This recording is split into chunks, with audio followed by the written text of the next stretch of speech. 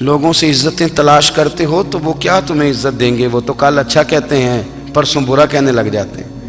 لوگوں کے سامنے گڈ بک میں آنا چاہو گے تو وہ تو سویرے تمہارے بارے میں کچھ کہیں گے، شام کچھ اور کہیں گے۔ اپنی روحانی زندگی آباد کریں، اپنے مسلح کو وقت دیں، اور دنیا سے چھپ کر، اس موبائل کو بند کر کے، اور اپنے آپ سے بھی چھپ کے اور تنہا ہو کے، چھپا کے سارا کچھ اپنے آنسو اپنے رب کی بارگاہ میں پیش کریں، اس کے حضور حاضری دیں۔ سنو نا ترمذی کی حدیث، اور اسے یاد رکھنا، نبی پاک علیہ السلام نے فرمایا اپنے دکھ لوگوں کے سامنے نہ بیان کرنا، سیٹھوں نوابوں کو نہ بتاتے پھرنا، دنیا داروں کے سامنے جا کے نہ رونا کہ میں تکلیف میں ہوں۔ فرمایا اگر دنیا داروں کو دکھ بتاؤ گے رب تمہیں کبھی غنی نہیں کرے گا۔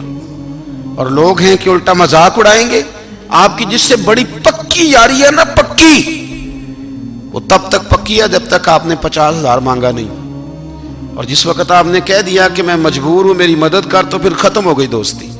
لوگوں کے تعلقات آپ کے ساتھ تب تک ہیں جب تک آپ ان سے کوئی ضرورت وابستہ نہیں کرتے۔ کریم محبوب فرمانے لگے بندوں کے سامنے دکھ نہ بیان کرنا، اللہ تجھے کبھی غنی نہیں کرے گا۔ تو اپنے دکھ اپنے رب کو بتا، تو دعائیں مانگ، تو اس کی بارگاہ میں حاضر ہو، تو اس کے حضور عرض کر۔ فرمایا اپنے دکھ اپنے رب کو بتا، وہ جلدی کرے یا دیر سے کرے تجھے ساری دنیا سے بے نیاز کر دے گا، تجھے کسی کا محتاج نہیں رہنے دے گا۔ اپنے مسلح کو، اپنی دعاؤں، ایک بزرگ فرماتے ہیں میں نے دعا مانگنے کا طریقہ اپنی بیوی سے سیکھا، دعا مانگنے کا طریقہ اپنی، سیکھنے والے تو اپنے بچوں سے بھی سیکھ لیتے ہیں، سیکھنے والے تو ہر ایک سے سیکھتے ہیں۔ وہ کہتے ہیں میں نے دعا مانگنے کا سلیقہ اپنی بیوی سے سیکھا ہے۔ حضرت وہ کس طرح؟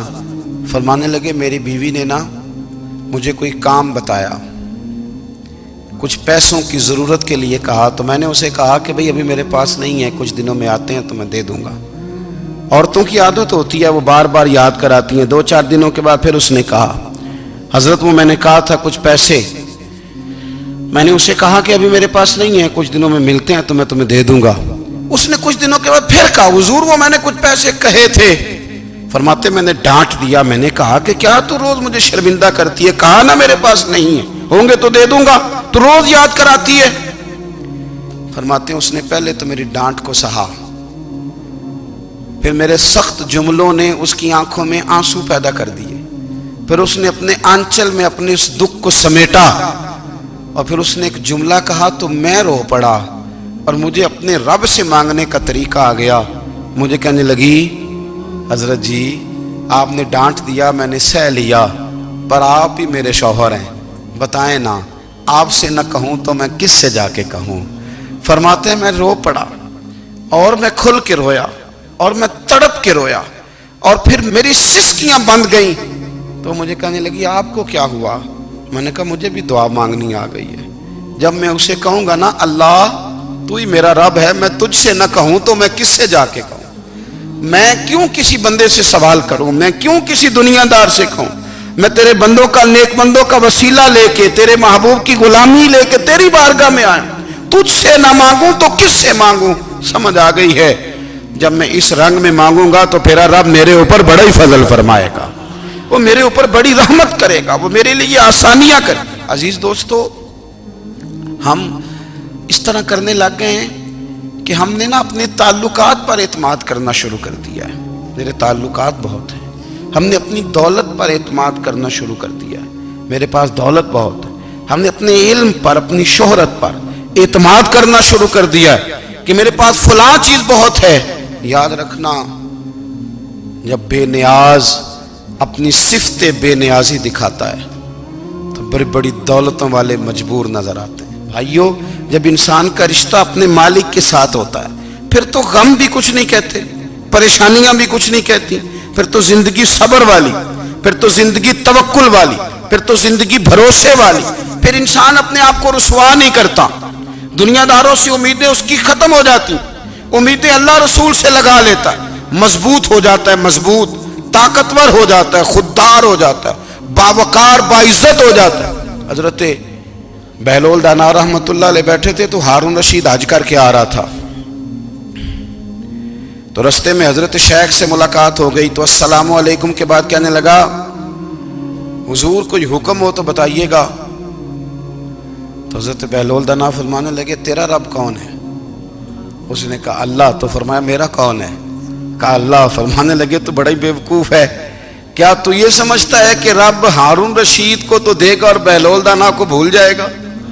تیرا بھی وہی رب ہے، میرا بھی وہی رب ہے. اس نے اگر تجھے دے کے آزمایا ہے تو ہو سکتا ہے مجھے نہ دے کے آزما رہا ہو. جب اس کی حکمت کے تقاضے ہوں گے تو عطا کرے گا اور دے گا. تو جا اپنا کام کر.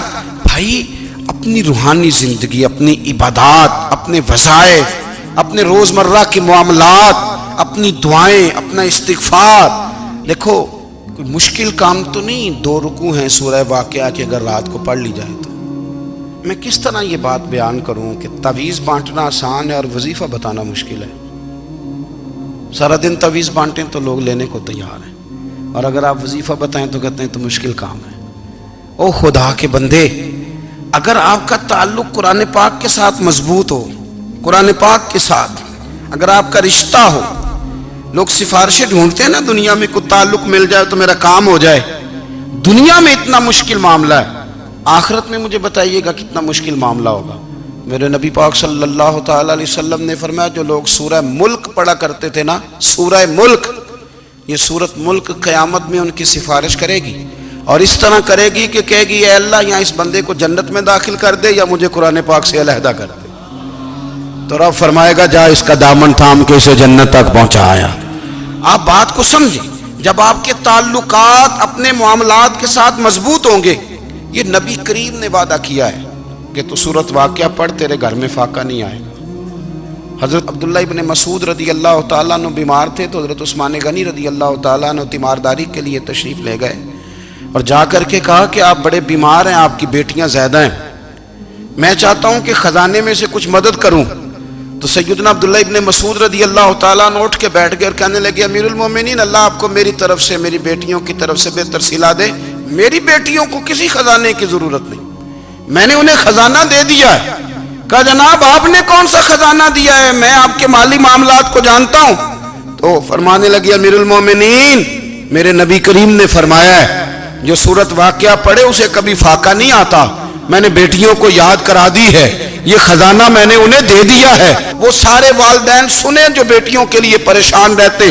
حضرت عبداللہ ابن مسعود نصیحت کر رہے ہیں، فرمانے لگے میں نے سورت واقعہ یاد بھی کرا دی ہے، پڑھنے کی عادت بھی ڈال دی ہے.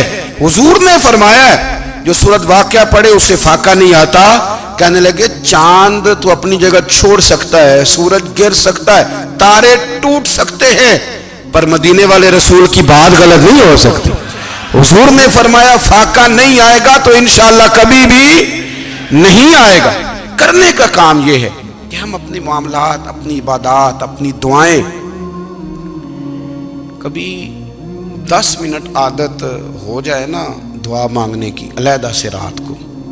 حضور نے فرمایا جو فرض نماز کے بعد دعا مانگے اللہ اس کی قبول کر لیتا ہے.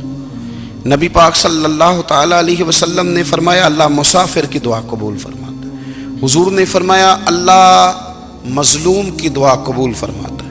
حضور نے فرمایا بیمار سے دعا کراؤ اللہ اس کی دعا قبول فرماتا ہے. میرے نبی پاک نے فرمایا ماں باپ جب بھی اولاد کے لیے ہاتھ اٹھائیں، ویسے تے بلے شاہ تو آسمانی اڈ دیا ہی پھڑ دیں، جڑا گھر بیٹھا انہوں بڑھیا ہی نہیں. حضور فرمانے لگے ماں باپ جب بھی اولاد کے لیے دعا فرمائیں اللہ ان کی دعا کو قبول کرتا ہے. آپ اپنا تعلق بنائیں دعا کے ساتھ، عبادت کے ساتھ، مصلی کے ساتھ رشتہ بنائیں، استغفار پڑھیں. صلاح الدین ایوبی صلیبی جنگوں میں تھے، رات کو مسجد اقصیٰ میں نماز پڑھی تو پریشان تھے.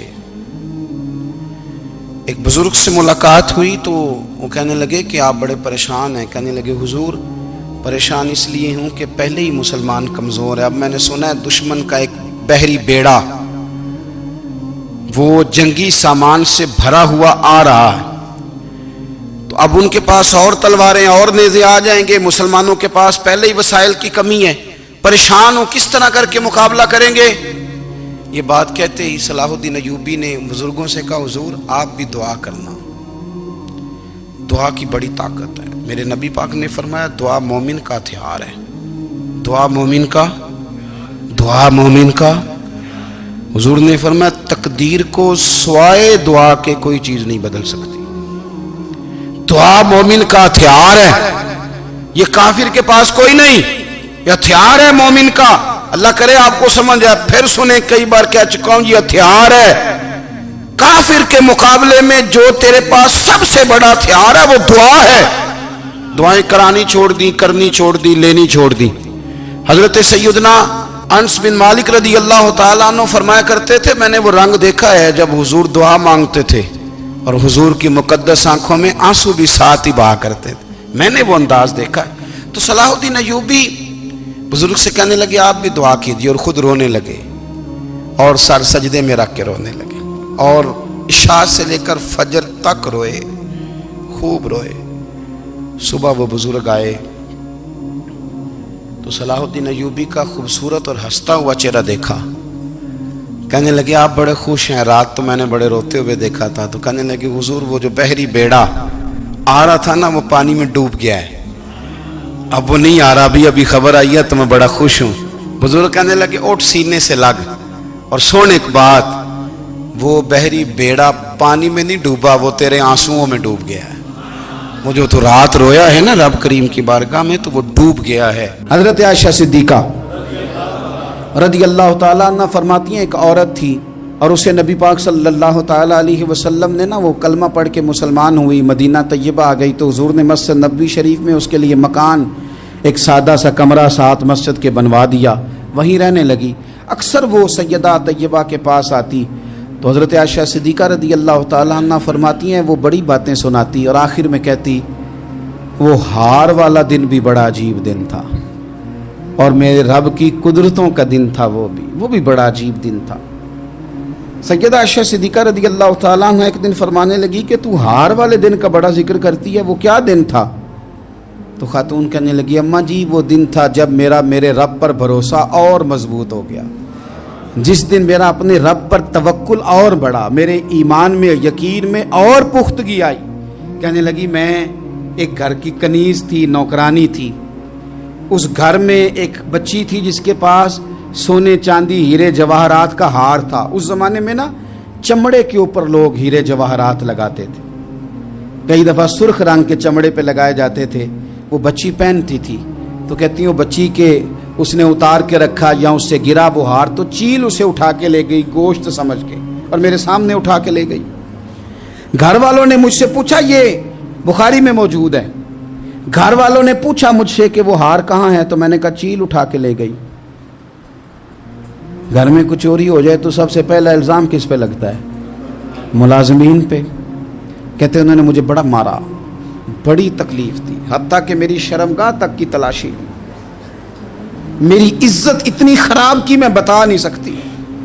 میں نے اپنی زندگی میں ایک واقعہ دیکھا، ایک امیر گھر میں چوری ہو گئی، ملازم کو اتنا مارا کہ وہ چارپائی پہ پڑ گیا، پولیس والوں سے اتنی مار پڑوائی گئی کہ وہ بیچارہ چارپائی پہ پڑ گیا، اور پھر وہ اتنا بیمار ہوا اور کچھ دنوں کے بعد پتہ چل گیا کہ چور تو اپنا بیٹا ہے ان کا، پھر اس کا انتقال ہو گیا۔ اب وہ سیٹھ صاحب اور گھر والے آ کے نا مرنے والے کے کان میں معافیاں مانگ رہے ہیں، کان میں۔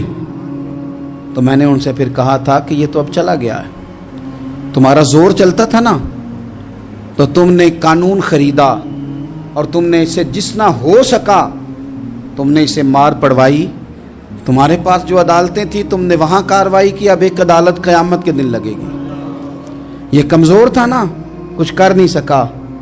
میرے نبی پاک صلی اللہ علیہ وسلم نے فرمایا سن لو، اگر سینگ والی بکری نے بغیر سینگ والی بکری کو تکلیف دی ہوگی نا تو قیامت کے دن اسے بھی بدلہ دینا پڑے گا کہ تیرے پاس سینگ تھے اور تو نے اسے مارا تھا۔ وہ خاتون عرض کرتی ہے سیدہ عائشہ کی خدمت میں کہ مجھے بڑا مارا، مجھے تکلیف دی، میں کہہ رہی تھی کہ میرے سامنے چیل لے گئی ہے پر وہ نہیں مان رہے تھے، اماں جی انہوں نے مجھے بڑا مارا۔ حضرت عائشہ صدیقہ کہتی ہیں پھر کیا ہوا؟ کہنے لگی اماں جی جب کوئی میرا مددگار نہ رہا، مجھے تکلیف دے رہے تھے، رسوا کر رہے تھے، تو میں نے اپنے رب سے مدد چاہی، میرے رب کی طرف میں نے توجہ کی، میں نے کہا مالک اب تو ہی میرا مددگار ہے، कहती है वो मुझे मार रहे थे तो वो चील जो हार ले गई थी वही लेके वापस आ गई, और हमारे सरों के करीब ला के उसने जब उस हार को फेंका, वो मुझे छोड़ के साइड पे हुए, वो मेरी बेगुनाही जान गए। लेकिन आपको बताऊं, उस दिन से मेरा अपने रब पर यकीन और बढ़ गया। मुझे समझ आ गई कि जब इंसान पूरा टूट जाता है और जब कोई चारों जानिब उसका मददगार नहीं होता, तो रब तो होता है ना, अल्लाह तो उसका मददगार होता है ना, वो तो फिर अपने उस बंदे की मदद करता है ना, फिर वो तो तवानाई देता है ना, वो तन्हा नहीं छोड़ता, वो तो आंसुओं वालों के आंसुओं पे बड़ा करम फरमाता है, वो तो कसम पुरसी में आ जाता है, उसकी रहमत बढ़ के इस्तकबाल कर लेती। ओ मेरी मिल्लत के जवानों, मज़ा नहीं आ जाता जब सारी दुनिया सोई हो, सारी दुनिया, और बिस्तर भी गर्म हो और नींद भी पूरा गलबा कर रही हो, और अचानक घंटी बजे दिमाग में, आंख खुले, घड़ी पे नजर पड़े, 3:30-4 बजे का पैगाम घड़ी बताए, और कोई चढ़ती जवानी वाला उठ के वुजू करे, और जब वो मुसल्ला खोल के बिछाए तो मदीने वाले महबूब कहते हैं कि हर नमाज पे रब सवाब देता है, और जो उठ के तहज्जुद की नमाज पढ़े उसे देख के तो रब मुस्कुराता है, जो उसकी शान के लायक है, जो उसकी शान के लायक, वो मुस्कुराता है, खुश होता है कि मेरा बंदा तहज्जुद में उठ गया, वो मुस्कुराता है। काश हमारी सुबहें कभी अपने मालिक के नाम हो जाएं, काश के सुबह। हजरत अबुल हसन रहमतुल्लाह ताला अलैह हजरत माज इब्ने जबल रदी अल्लाह ताला अन्हु के पास बैठा करते थे। फरमाते हैं उनसे जो प्यार बढ़ा तो फिर मेरा मुसल्ले से भी बढ़ गया। ताबिएं फरमाते हैं सहाबी रसूल से मोहब्बत हुई तो जिक्र से भी हो गई, फिर दुरूद शरीफ से भी हो गई, मोहब्बत उनसे बढ़ी तो फिर अल्लाह ने मस्जिद का प्यार भी बढ़ा दिया। आप फरमाते हैं कि मेरी हर वक्त तबीयत चाहती थी कि बस अल्लाह अल्लाह करूं, बस अल्लाह अल्लाह करूं, बस ना मैं ज़रा थोड़ी जान छुड़ाऊं लोगों से, कुछ 10 मिनट मिले तो मैं कुछ 4 नफल पढ़ लूं, मैं थोड़ा सा ना बचूं लोगों से, और मुझे तस्बीह मिले तो मैं ना कुछ 400-500 दफा इस्तिगफार पढ़ूं, सुभान अल्लाह, अल्हम्दुलिल्लाह, अल्लाहु अकबर, ला हौला वला कुव्वता इल्ला बिल्लाह, मैं ना तस्बीहात पढ़ूं। फरमाते हैं कि बच्चे थे घर में 6-7, गुर्बत थी, काम मिलता कोई नहीं था, और मैं काम चोर नहीं था, काम ढूंढता था, पर अल्लाह की कुदरत के काम नहीं मिलता था। फरमाते हैं कि मैंने एक दिन अपनी अहलिया से कहा कि आज मैं फिर जाता हूँ काम ढूंढने, तो मेरी बीवी बड़ी फर्मा बरदार थी, पर उस दिन ना गुर्बत के हाथों तंग आके कहने लगी, आज नाना कोई तू चीज़ लेके आया, तो मुझसे बच्चों की भूख नहीं देखी जाती है, सब रोगां दा रोग मुहम्मद जिसदा नाम गरीबी, कंड बुला के लंघ जाते नहीं दोस्त यार करीबी, आज ना कुछ लेके आया तो मैं बच्चे लेके मेके चली जाऊंगी। शेख फरमाते हैं कि मैं बड़ा परेशान घर से निकला, पर मैंने सुबह से लेके जोर तक काम ढूंढा, काम मिला कोई नहीं, तो मेरे दिल में ख्याल आया चलो काम नहीं मिलता तो अल्लाह अल्लाह तो करे ना, चलो बंदों की मजदूरी नहीं मिलती तो रब करीम की इबादत ही करते हैं। फरमाते हैं कि मैंने ना फुरात के पानी से वुजू किया, नहर के, शदीद धूप थी, साथ रेत थी और रेत तप रही थी, मैंने अपना रुमाल वहीं मुसल्ला के तौर पर बिछा लिया, और फरमाते हैं कि जोर से लेकर असर तक नमाज पढ़ी, धूप भी पूरे जोर पे, पर मेरे सजदे का ज़ौक़ भी पूरे जोर पे। फरमाते हैं सूरज भी चमक रहा है और रब की इबादत का ज़ौक़ भी पूरे जोर पे, मैं सजदा करूं तो फिर मेरा उठाने को जी ना चाहे।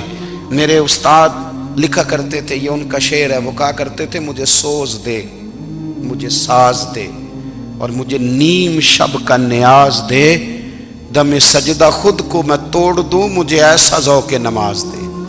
और मैं तेरी बहार का फूल हूं, मैं खिला भी हूं तो तेरे लिए, मुझे मेरी शाख से तोड़ ले, मुझे अपनी जुल्फ का नाज दे।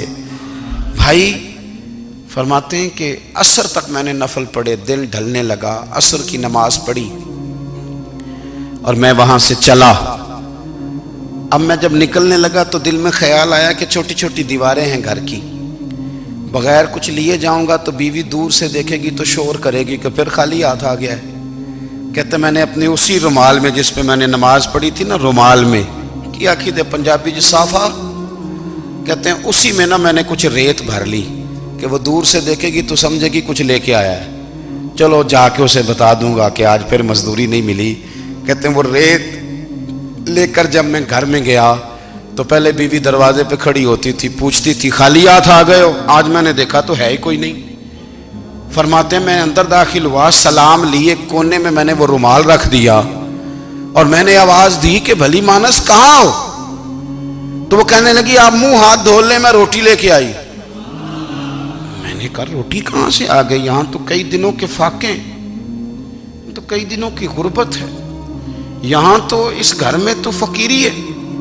फरमाते हैं कि वो रोटी लेके आई और उस वक़्त की जो मौजूदा नेमतें थी, समझ ले सलाद अचार हर चीज साथ लाई।